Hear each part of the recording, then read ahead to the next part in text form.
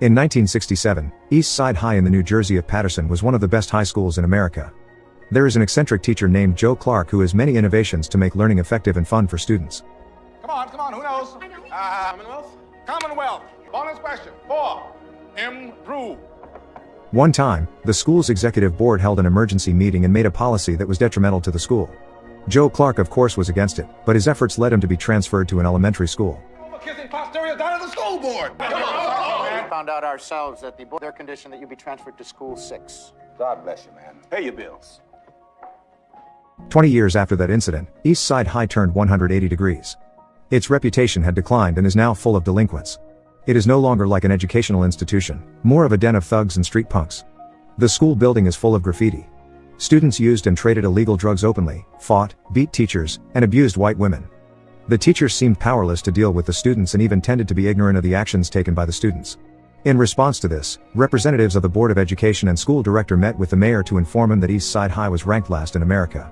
Not only that, but another problem also emerged. The central government threatened to take over the school if the graduation rate at the school did not reach 75%. The mayor also asked what percentage of the school's graduation was in last year's exam. Director said that the graduation rate at the school is only 38%. The mayor was disappointed with the teachers and administrators at the school. Then the school director proposed appointing a new principal to deal with various problems in the school and nominated Joe Clark. At first, the mayor did not agree with the proposal because he thought Joe Clark was a madman, but since there was no other option that he considered capable, the mayor agreed. Then the school director and representatives of the education board held a meeting with Joe Clark, who is now the principal of the elementary school. The director offered Joe Clark to be the principal at East Side High. At first, Joe Clark refused because he was still disappointed with what happened 20 years ago, but in the end, he accepted the offer. Later, Joe Clark came to East Side High. He was astonished at East Side High's state, which had drastically changed from 20 years ago. Then he immediately chaired a meeting. He immediately made changes by restructuring the school management at East Side High. He also emphasized that there will be only one person who can make decisions at the school, and that will be him. After that, Joe Clark ordered the head of the school facility to repaint the school walls and ordered the teacher to write down the names of students who tend to cause trouble at school, such as drug trafficking, bullies, and harassment, then gather these students in the school hall. No one talks in my meetings. I want the name. Drug dealer will scour this building clean. You can't control it. How can you teach? Pass the minimum basic skills test to educate our children. There's only one boss in this place, and that's me. Next, Joe Clark headed into the hall. When he first walked in, the delinquents thought of Joe Clark as the previous principal or like any other teacher. They didn't really care about him, but he confidently stepped onto the stage and immediately took out all 300 students who frequently violated the school. The students were shocked and did not expect the principal to dare to do that. The expelled students persisted in staying in and did not want to get out, but the school security immediately kicked them out. All right, people, settle down now. Down, boys and girls, settle down. At these people on the risers behind me, you are all expurgated.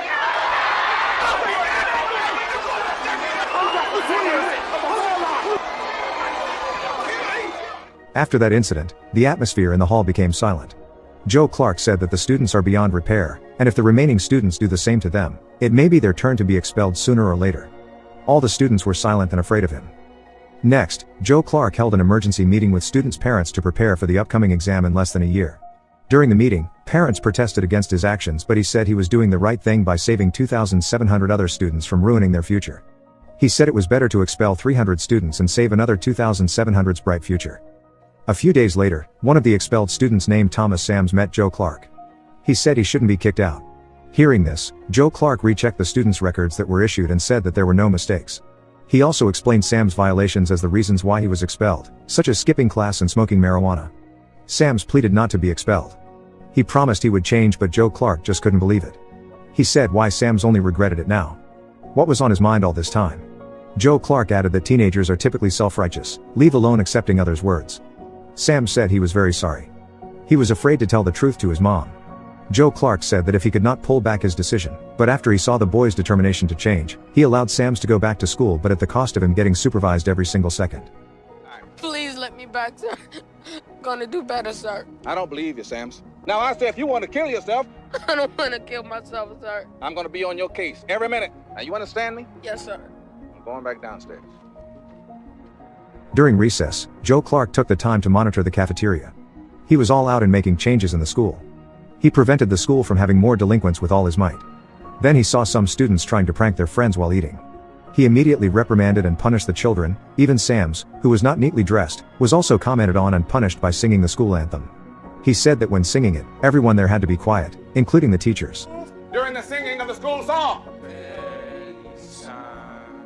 Joe Clark's anger escalated when Mr. Darnell did something else despite the school anthem being sung.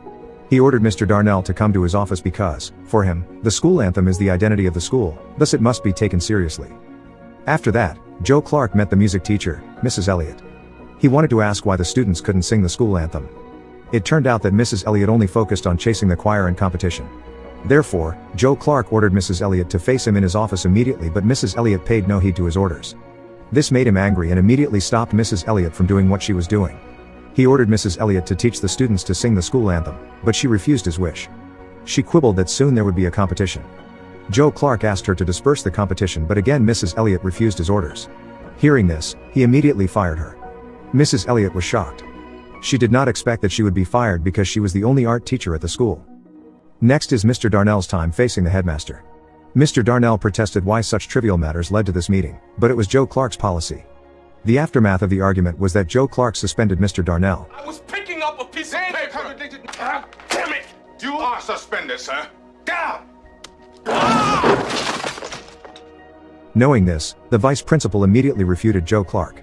She said that Mr. Darnell is not only a football coach but also an English teacher, and the students were about to take an English exam, but Joe Clark still didn't budge. Finally, the exam day has come. Joe Clark himself monitored the exam. After a long time, changes in East Side High began to show. There are even students who have succeeded in designing a concept of a bridge. Joe Clark greatly appreciated the boys' achievements, but all he thought was that he still had not received the results of the students' exams. Suddenly, some students reported to Joe Clark that one of the cafeteria employees named Kid Ray is being beaten by drug dealers. He went straight to the cafeteria. He bravely beat the drug dealer to his knees. After the incident, he asked the security guard to lock and chain all the doors so that thugs and drug dealers could not enter the school area. When Joe Clark was about to enter his office, he found out that one of his students, Kanisha, was upset. He says if she was going to quit school. Joe Clark asked why she wanted to drop out of school. Her mother could no longer pay for Kanisha's school fees. Even her mother told her to work to help pay the rent for the house. Hearing this, Joe Clark immediately made a home visit to meet Kanisha's parents. He advised Kanisha's mother if her daughter has to go to school and still needs guidance from her mother. For that, Joe Clark promised to find a job and a more decent place to live for Kanisha's mother. Talking about her grades. Don't expect your sympathy. Kanisha has a gift. Why would she think you wouldn't want her? To see me like this no more. We helped you find a job. Better place to live. You understand? Then another problem emerged when the parents of the students whose children got dropped out spoke to the media and made Joe Clark called by the school director. The school director reprimanded him for some of his actions, such as firing and suspending teachers and chaining doors, but he insisted that what he did was the right thing to do. You're threatening me and there's talk of a walkout. Fire chief was just here. He says it's illegal to bar those doors.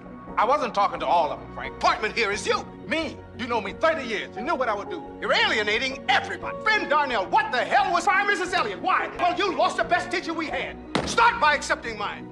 Not only that, but the fire department chief also came to East Side High to protest the act of chaining the door. Joe Clark reasoned that he was doing all that to protect students from thugs and drug dealers. The fire department chief finally walked away. Meanwhile, in the school hallway, Joe Clark met Sam's. He felt something was wrong and ordered him to show his friends, who turned out to be in the toilet. Joe Clark punished the students to sing the school anthem. He was shocked when he heard the school anthem had been changed and then asked who had changed it. Sam said that it was Mrs. Powers. Joe Clark went straight to Mrs. Powers to ask why the anthem was changed. Mrs. Powers said that students found the song boring enough that she innovated by adding new notes. Hearing this, he even appreciated what she did. Mrs. Powers, the one who changed the school song like that. Children thought the song was a bit boring. School to learn that song in English and Spanish. Rewritten our alma mater. When Joe Clark received the exam results, he was disappointed because only 33% of students passed, even though the government set a minimum graduation rate of 75%.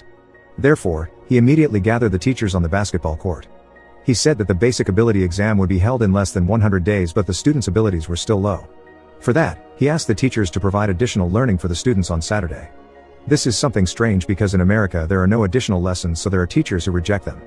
Then Joe Clark asked all the teachers to raise their hands. This is because the teachers are considered a failure with low student abilities. He said that now they only raise their hands in front of him, but the students may one day raise their hands in front of the barrel of a gun. Hearing this, the teachers immediately felt touched, so they enthusiastically guided the students to learn. Keep your hands up high. This is the posture that many of our students, only they'll be staring down the barrel of a gun. The exam day is getting closer, but the problem is not over. Representatives of parents who did not accept their children issued Joe Clark to get protested again. She even managed to influence the mayor to criminalize Joe Clark for the various policies he took. Luckily, it was heard by representatives of the Board of Education, who then told Joe Clark about it. Formalities. What do you want? All right, I'll sick the fire chief on Clark. And then I'll get the school board to dismiss him. It'll be my pleasure, Mr. Mayor. Supposed to do this. Nail him and we make her happy. What do I always say, boss? At school, white students felt that they were left out, whereas black students play a large role. As a man of wisdom, Joe Clark accommodated these aspirations. Meanwhile, he told the teachers and staff that if the firefighters were likely to carry out an inspection, then security must be on standby. When the firefighters came, the chain door must be unlocked. Seeing the existing problems, the vice principal felt uncomfortable and asked to get transferred.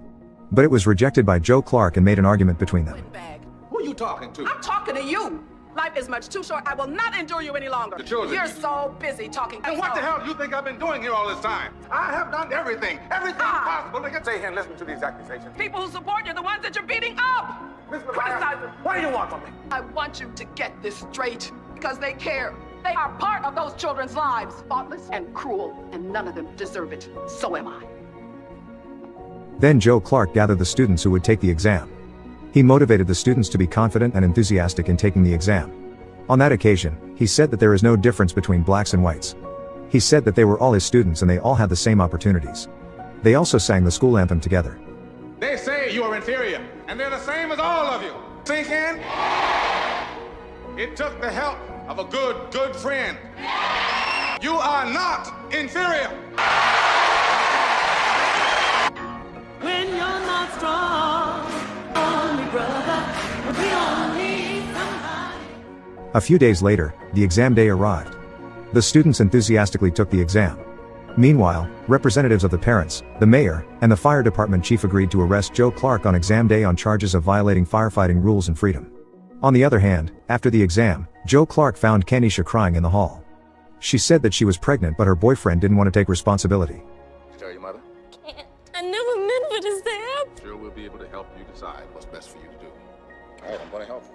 Shortly after, his assistant told him that the firefighters had made it into the school, but Joe Clark had not had time to tell his staff. As a result, Joe Clark was arrested and detained. Hey, Mr. Clark. Taking his orders like a maid. What's happening, Mr. Clark? Mr. Clark, what happened? Still gotta go to class? Yes, you have to. Go on, get back into class. School board meeting's about to begin. Meanwhile, the representatives of parents who hated Joe Clark deliberately provoked the Board of Education to corner Joe Clark by saying that he had failed to lead East Side High. Later, there were demonstrations from East Side High students demanding Joe Clark to be released. The parents of the students who hated Joe Clark tried to provoke the students by saying that they had been tricked by Joe Clark, but the students ignored what she said because they considered Joe Clark like their father and he was the one who led them to be better. You must all despise me. Why don't you... Everybody, listen up. Settle down, let's listen to the old loudmouth wench. The large mass of demonstrators scared the mayor and asked Joe Clark to calm his students down. Joe Clark was finally brought out to have a dialogue with the students and asked the students to go back to their homes, but the students did not want to go home before he was released. Keep out the drug dealers, and that's what he's doing for us. Mr. Clark is like a father. You don't know a thing about Mr. Clark. We want Mr. Clark. You all go home. Not long after, the vice principal came with the exam results. Joe Clark was given the honor to read it out, and as a result, all East Side High students passed. I have passed the minimum basic skills test. All the students cheered, and Joe Clark told the mayor that East Side High had not been taken over by the state and he was finally released.